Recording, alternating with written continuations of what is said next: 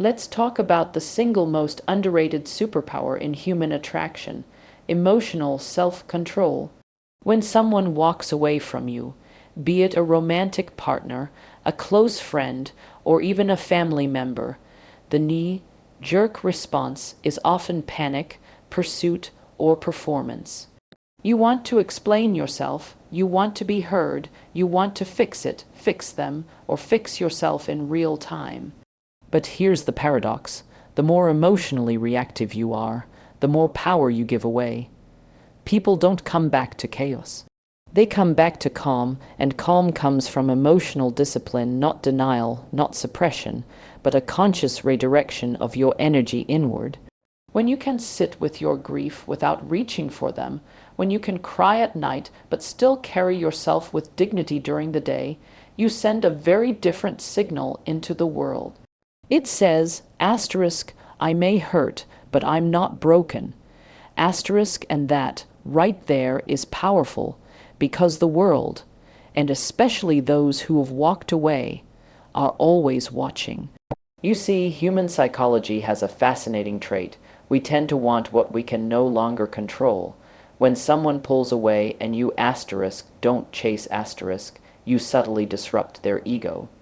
The moment they expect a reaction and receive stillness instead, a mirror is held up to them, not of your need, but of their own. And in that silence, they begin to reflect, not because you begged, not because you proved yourself, but because your composure forced them to sit with asterisk their own discomfort asterisk. That's when their mind starts asking, asterisk, did I misjudge them? Why aren't they reaching out?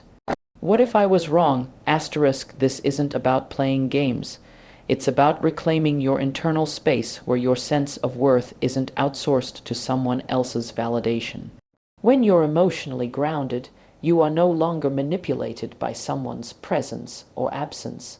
That neutrality is rare and therefore attractive. It projects strength, it signals value, and ironically, it often invites the very people back who once thought they could walk away without consequence. Philosophically speaking, this is an echo of Stoic wisdom. The only true freedom is self-mastery. If your inner world is dictated by external loss, then you were never truly free to begin with. But when you stand still in the face of rejection, not out of indifference, but out of conscious self-respect, you transform. And transformation is magnetic. People don't return to who you asterisk were asterisk. They return because of who you've become. So, if you want them to come back, if that's truly what you want, don't reach out. Don't prove anything. Instead, become someone worth missing, not by performing strength, but by embodying it. Show the world and yourself that your peace cannot be negotiated just because someone else changed their mind. Here's the truth: silence backed by strength speaks louder than any words ever could. The moment you stop needing them is the moment they begin to need you. There's a certain kind of power in silence that most people underestimate. We're conditioned to think that when someone pulls away from us, we need to explain, clarify, defend, or beg. That if we just say the right thing, show them how much we care, they'll understand and come back. But here's the truth: what pushes people away isn't silence, it's overexposure. It's predictability, it's emotional availability that borders on self-abandonment. This is where the silent mirror comes in. It's not passive, it's not cold, it's reflective. When someone withdraws, stop filling the space they leave behind. Let them experience their own absence. Let your silence echo louder than your words ever could, because the more you say, the less they hear. But when you mirror their withdrawal without bitterness, without spite, something very different happens. You become a space for self-reflection rather than reaction. Psychologically, we crave a sense of control in our relationships. When someone expects you to chase after them and you don't, it challenges that control.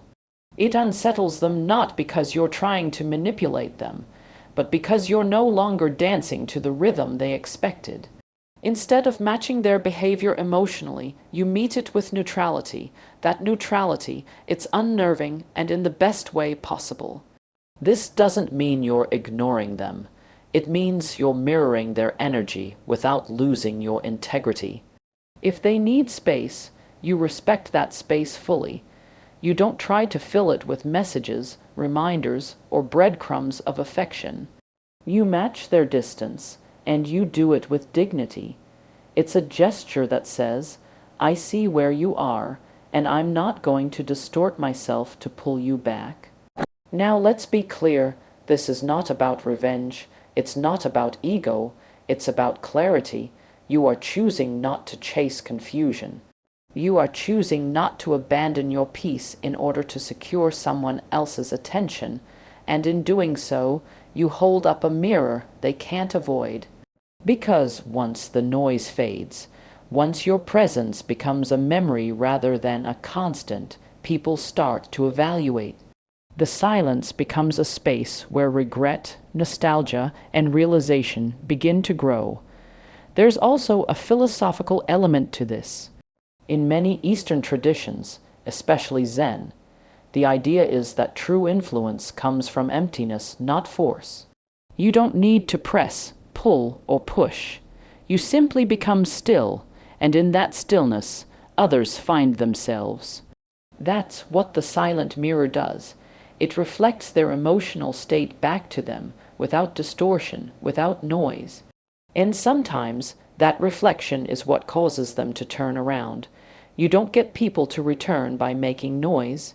You get them to return by becoming the quiet place they suddenly miss, by being the calm they can't find in the chaos they ran toward. So if someone pulls away, don't chase, mirror, let your silence reflect their distance, and watch what happens when the echo finally reaches them. Because here's the reality, people may walk away from your words, but they always return to your energy. When someone leaves your life, especially someone you deeply cared about, there's often a moment where you ask, what now? That question can either trap you in emotional paralysis or become the catalyst for radical transformation. The truth is, most people try to get someone back by reaching outward, but the real shift, the real magnetic pull, happens when you turn inward and begin to transform. Not for them, not to prove a point, but because you've remembered who you are, and you've decided to become even more. Let's strip this down to the core. People aren't just attracted to looks or charm, they're drawn to growth. Progress is energy. When you evolve physically, emotionally, intellectually, you become a moving force. And nothing draws the human mind more than something in motion. When you're stagnant, predictable, familiar, there's no urgency to return. But when you change, truly change, curiosity wakes up in the minds of those who once took you for granted. This doesn't mean pretending to be happy or putting on a facade. It means doing the real, often uncomfortable, inner work. It means confronting the parts of yourself that you abandoned while trying to keep someone else close. Maybe it's your health, your purpose, your creativity, your boundaries. You get honest with yourself. You stop negotiating your standards for connection. You stop waiting for closure and instead become the closure. There's deep psychological power in self-transformation. Carl Jung said, until you make the unconscious conscious, it will direct your life and you will call it fate. Most of us don't realize how many of our behaviors are conditioned by past wounds, emotional habits, and fear of abandonment. But when someone leaves, that rupture can reveal what's been buried. And if you lean into that discomfort with honesty, you'll find the blueprint for becoming someone stronger, more authentic, more rooted. Let me tell you this. When you focus on becoming the version of yourself that you were too distracted to pursue while chasing someone else, you don't just move on. You rise, you ascend, you begin to radiate differently, and believe me, people notice. They might not say it immediately. They might not even admit it to themselves, but energy doesn't lie.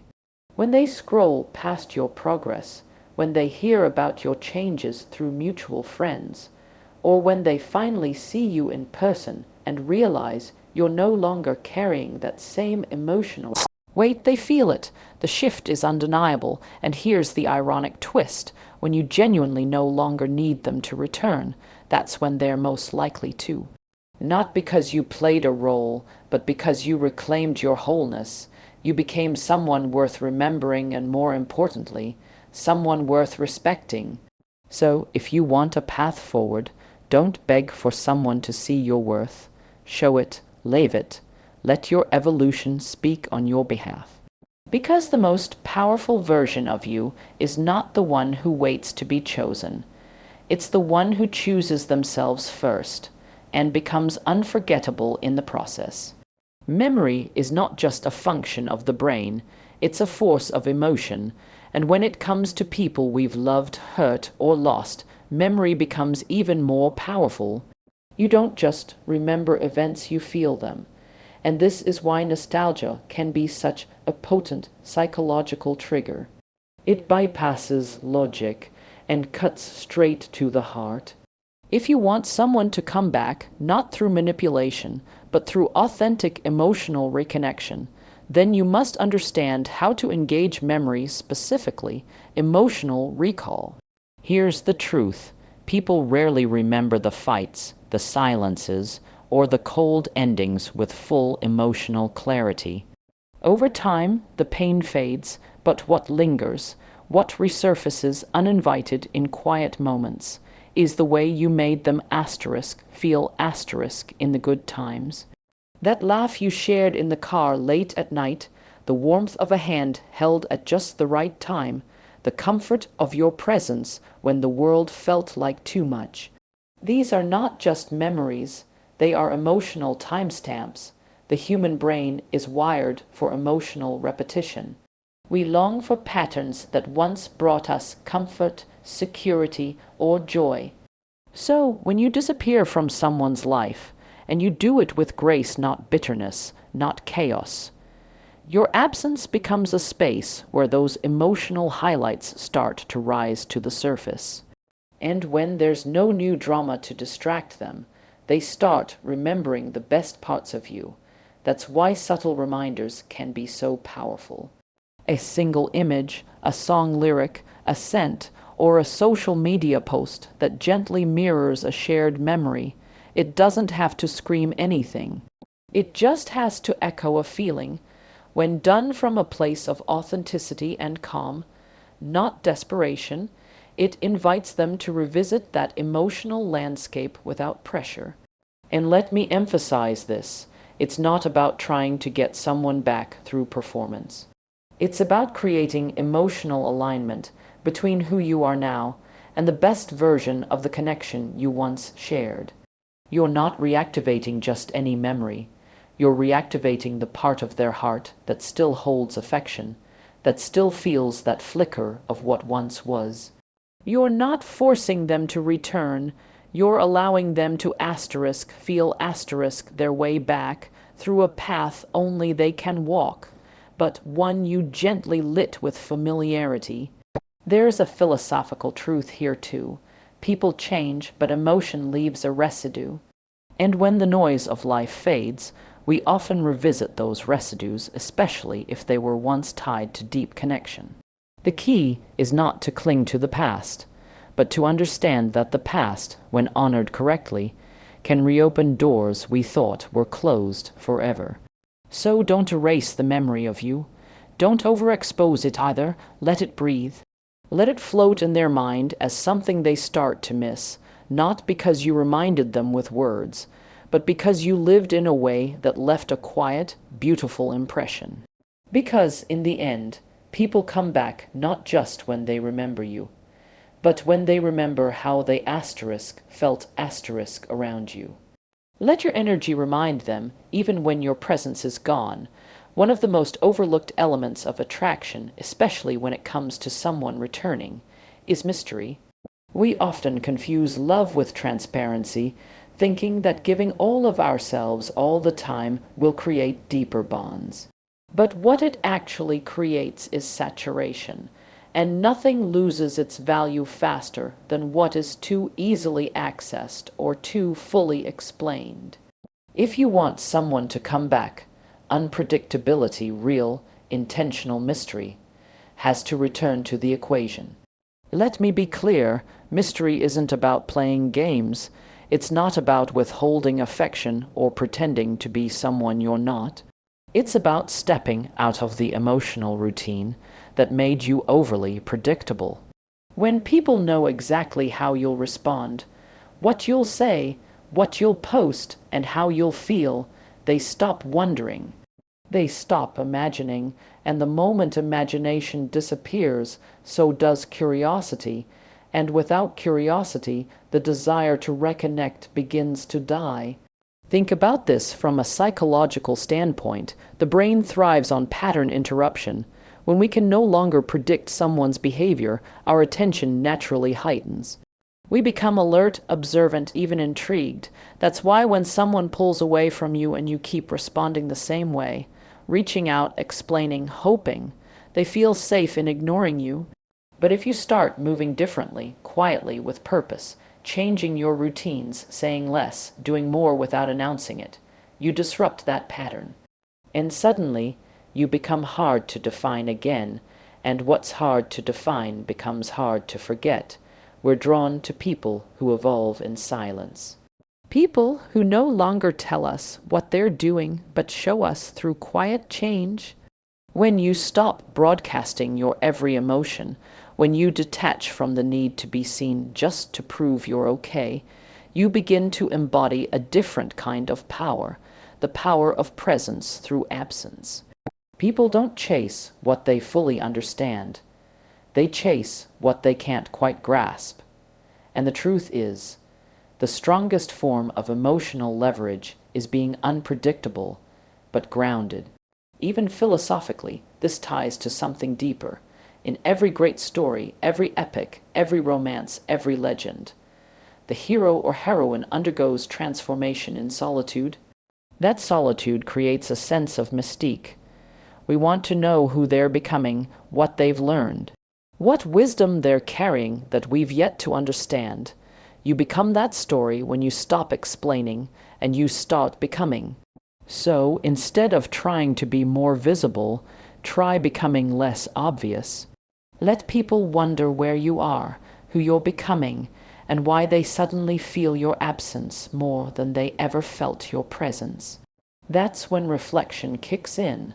That's when the value of you, which had grown stale in predictability, becomes fresh again in uncertainty. You don't need to make noise to be noticed. You just need to become someone whose energy can't be mapped anymore. Because when you step into mystery with grace, you don't just create space, you create desire. And that desire, if it was ever truly there, will come looking for you again. There's a certain moment, often quiet, almost invisible, where everything begins to shift. And it happens when you stop holding space for someone who chose to leave. It's not loud, it's not bitter, it's not about proving anything. It's when your energy no longer waits for their return. That is the moment they feel the difference. That is the moment they realize you're not just giving them space, you're giving yourself a future. You see, most people think time apart is what brings someone back, but it's not just time. It's asterisk what you do with that time asterisk. If all you're doing is waiting, watching, hoping, they feel that. Energetically, they know they still have a place reserved in your life. They know, deep down, that you haven't truly detached, and as long as they can feel that tether, there's no urgency to change. No fear of loss, no real reckoning, but when you start to live like they may never return, and you begin to accept that as a strength, not a sorrow, you shift the dynamic entirely. You stop orbiting their absence and start building your own gravity. That's when they feel the drop. That's when something inside them starts whispering, asterisk, wait, what if they're actually moving on? Asterisk, that whisper can grow into panic, into reflection, into regret. Psychologically, humans are far more responsive to loss than gain. It's called loss aversion . We fear losing something we once had more than we crave something new. And when someone begins to sense that the version of you they knew is no longer available, no longer emotionally accessible, that fear kicks in. The reality of permanent loss starts, replacing the comfort of temporary distance. This isn't about revenge or manipulation. It's about honoring your energy. There comes a point where waiting becomes self-betrayal, where hoping turns into self-harm. And when you finally step out of that emotional holding pattern, not out of anger, but out of self-respect, the weight of that decision is undeniable. They feel it not through your words, but through your absence, through your evolution, through the silence that no longer waits for their echo. This is where philosophy meets personal power. The Stoics believed that detachment from outcomes is the path to peace. You don't control whether someone comes back. You only control how deeply you are rooted in your own sense of worth while they're gone. And if they never return, then the journey was meant to evolve you, not complete you. The irony is, the more you try to get them back, the less likely they are to return. But the moment you stop needing them and begin needing everything changes.